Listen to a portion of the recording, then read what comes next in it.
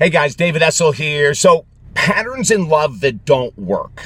If you're single right now and you look back and say, here's several patterns that I see in my past relationships that have never worked, what are they? If you're in a relationship right now and there are patterns that are going on that aren't working, are you taking care of them? Are you actually working with your partner on them? Hey, David Essel here. David Essel's Daily Video Boost. Welcome aboard. Don't forget to take notes. Don't trust your brain. Take notes and don't trust your brain. Okay, so here's something that we all need to get on the same wavelength with, is that the challenges in relationships often are due to patterns that we are not taking care of. Some of them are patterns by ourselves that we have, like the codependent that's afraid to rock the boat, afraid to bring up tough topics to discuss, afraid. And then there is the other side of the fence, the really arrogant, adamant individual that is going to refuse to quit drinking, refuse to quit doing drugs, refuse to stop their emotional spending, etc., etc. And we get into this conundrum. But what I tell all my clients when we're working in relationships, the pattern has been there normally for a long time. And I'm going to give you a couple examples. One, a current couple that I worked with, actually we ended up stopping our work about 9 months ago. They did great, but they were in this pattern that they were both extremely arrogant in the relationship. And because one person wouldn't do X, their partner wouldn't do Y. The partner that wouldn't do Y is the person that wouldn't quit drinking.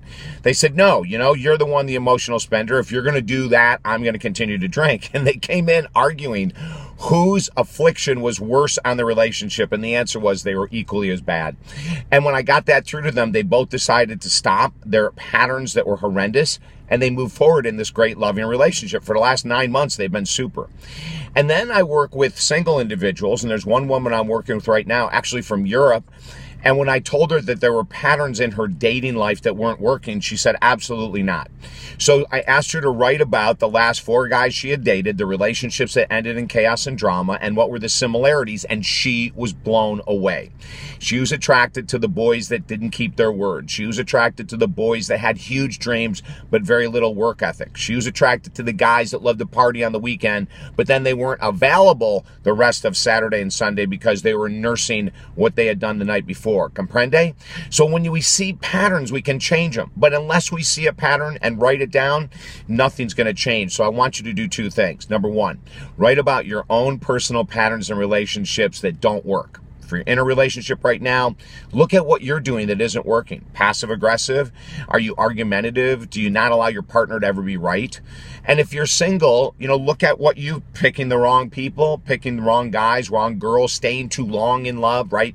Like, look at your role first before you look at your partners. And then with the help of someone like myself, you can start to look at how do we move forward? How do we change it? But always remember this, the greatest dysfunction in love relationships are patterns that we're afraid to attack. If you need help, go ahead and email me directly to this video or send me an email at our website, talkdavid.com. Have a great day.